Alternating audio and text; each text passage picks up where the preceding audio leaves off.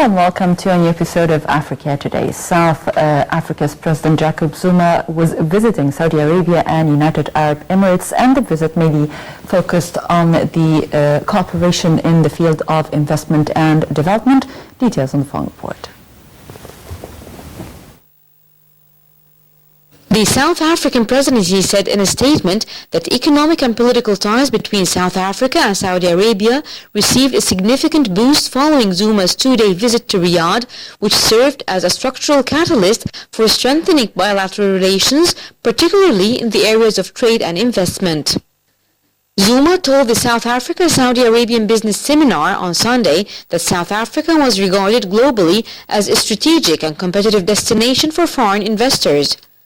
Zuma said he was also pleased that the visit offered South Africa an opportunity of an overview of the regional security challenges from Saudi Arabia's perspective. The two countries agreed to work to ensure closer bilateral intelligence cooperation, in particular in relation to the regional terrorism threat to domestic and regional security and stability. Zuma left Saudi Arabia for the UAE, also on a state visit to strengthen trade, investment and economic ties. His visit to the United Arab Emirates was the third by a South African president, following the first by late former President Nelson Mandela in 1997 and another by former President Thabo Mbeki in 2007. Total trade between the two countries increased from 13 billion Saudi riyals in 2011 to 27 billion in 2015. Later this year, South Africa would host the second Saudi Arabia-UAE Joint Commission to measure progress in bilateral relations and manage implementation of bilateral programs.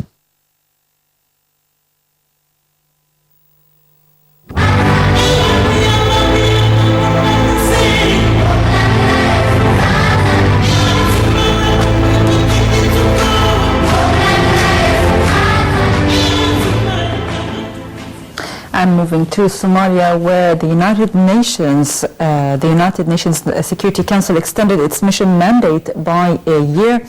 In its resolution, the Council called for an enhanced interaction and Somalia civil society, including women, youth, business and religious leaders, to ensure that different points of view are incorporated in political process. Details follow.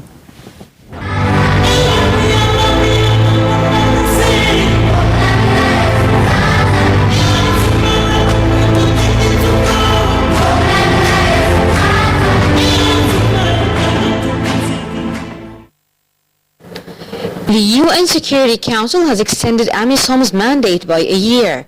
Kenya has close to 4,000 soldiers in AMISOM. The mission has been facing a shortage of funds after the European Union, one of the main financiers, reduced its funding by 20%. Last month, UN Under-Secretary-General for Political Affairs Jeffrey Feltman and Secretary-General Special Representative in Somalia Michael Keating met with President Hassan Sheikh Mahmoud to discuss the fight against the Shabab as well as the upcoming elections in Somalia.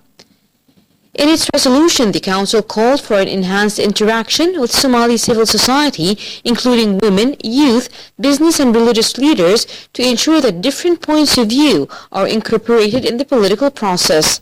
Last month, Kenya's President Uhuru Kenyatta said the security apparatus in war-torn Somalia lacked institutional, logistical and operational capabilities and was unable to fully integrate into AMISOM's operations.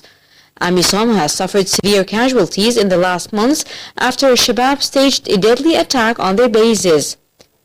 UNSOM is also asked to conduct a review of the UN presence in Somalia after the elections to ensure that the UN is properly configured to support the next phase of state building in the Horn of Africa nation and to present options and recommendations to the Council by the end of January 2017.